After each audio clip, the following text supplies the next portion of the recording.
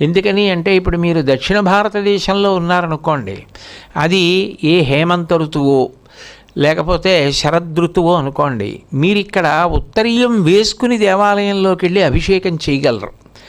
అదే మీరు ఉత్తర భారతంలో కేదార్నాథ్లో అలా ఉత్తరీయం వేసుకుని అభిషేకం చేద్దాం అనుకున్నారనుకోండి, సంధిబంధములన్నీ పట్టేసి పడిపోతారు, ఆ చలి తట్టుకోలేరు. అప్పుడు మీరు ఉత్తరీయం వేసుకోవడం కాదు, ఉన్ని కంబళీలు కప్పుకొని అంగీలు ధరించి అభిషేకం చేయవలసి ఉంటుంది. అప్పుడు దోషం వచ్చిందా అంటే రాదు. ఎందుకంటే శరీరమే పడిపోతే ఇంకా ధర్మం ఎక్కడ నిలబడుతుంది? దేశమును బట్టి ధర్మం మారిపోతుంది. నేను ఇంట్లో ఉన్నాననుకోండి, పూజా మందిరంలో పూజ చేయాలి. నేను ఎక్కడికో బయట ఊరు వెళ్ళాను అనుకోండి, నా దగ్గర పూజకి సంబంధించినవి ఏవి ఉండవు కదా. అప్పుడు నేను ఒక్కసారి సూర్యభగవానుడి వంక చూసి, సూర్యభగవానుడిలో నేను ఇంట్లో పూజ చేసేటటువంటి మూర్తులన్నింటినీ ఒక్కసారి దర్శనం చేసి పూజ చేసేయచ్చు. నేను ఇంట్లో ఎంత పూజ చేస్తానో అందులో 10వ వంతు బయట చేస్తే సరిపోతుంది. అంటే దేశమును బట్టి మారిపోతుంది ధర్మం. అట్లాగే కాలాన్ని బట్టి మారిపోతుంది. ఏకాదశి ఉందనుకోండి, ఉపవాసం చేయడం ధర్మం. ద్వాదశి వచ్చిందనుకోండి, సూర్యోదయం అవ్వగానే ఎంత తొందరగా వీలైతే అంత తొందరగా ఉపవాస విరమణం చేసేయడం, ఏదో ఒకటి తినేయడం ధర్మం. బ్రహ్మచారి ఉన్నాడనుకోండి, ఏకాదశి ఉపవాసం చేయకూడదు. వయసు పెరిగిపోయిన వాళ్ళు, అనారోగ్యం ఉన్నవాళ్ళు, వైద్యుడు నువ్వు ఉపవసించవద్దు అని చెప్పిన వాళ్ళు ఉపవాసం చెయ్యడం అధర్మం. ఎందుకని అంటే వాళ్ళు ఉపవాసం చేయకూడదు.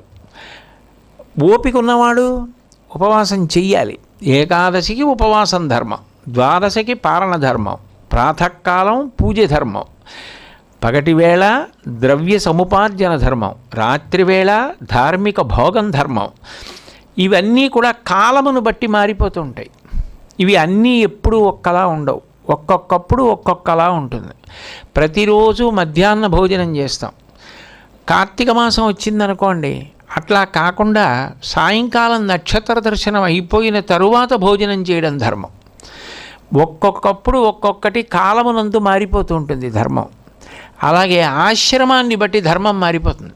బ్రహ్మచారి ఉన్నాడనుకోండి, గురుపత్ని వండి పెట్టినటువంటి పదార్థాన్ని తనతో కలిసి చదువుకుంటున్న వారితో తింటాడు, వాళ్ళతో కలిసి తింటాడు. అట్లాగే భిక్షాటన చేస్తాడు, అద్దం చూసుకోడు, తాంబూలం వేసుకోడు, భోగం అనుభవించడు, దానం స్వీకరించకూడదు, రేపటి కొరకోని దాచకూడదు, ఏకాదశి ఉపవాసం చేయకూడదు, కేవలం విద్యాసముపార్జనం ఒక్కటే చెయ్యాలి. అది బ్రహ్మచారి ధర్మం. గృహస్థాశ్రమంలోకి వచ్చాడనుకోండి, పెళ్ళయిందనుకోండి, మారిపోతుంది ధర్మం. భోగం అనుభవించడం ధర్మం, తాంబూలం వేసుకోవడం ధర్మం, ధర్మపత్నితో కలిసి ఉండడం ధర్మం, సంతానాన్ని పొందడం ధర్మం, దానం పొందడం ధర్మం, రేపటికి అని దాచుకోవడం ధర్మం. ధర్మం మారిపోయింది. వానప్రస్థానానికి వెళ్ళాడనుకోండి, భార్యతో కలిసి అన్నీ విడిచిపెట్టి అరణ్యానికి వెళ్ళిపోయి ఆత్మవిచారం చేస్తూ తపస్సులో గడుపుతున్నాడు. అప్పుడు ఎంత చక్రవర్తి అయినా నిరాడంబరంగా శరీరాన్ని కేవలం తపస్సు కొరకు, ఆత్మవిచారం కొరకు ఉపయోగిస్తాడు. 4వ ఆశ్రమాన్ని స్వీకరించాడనుకోండి, అసలు దేనితోనూ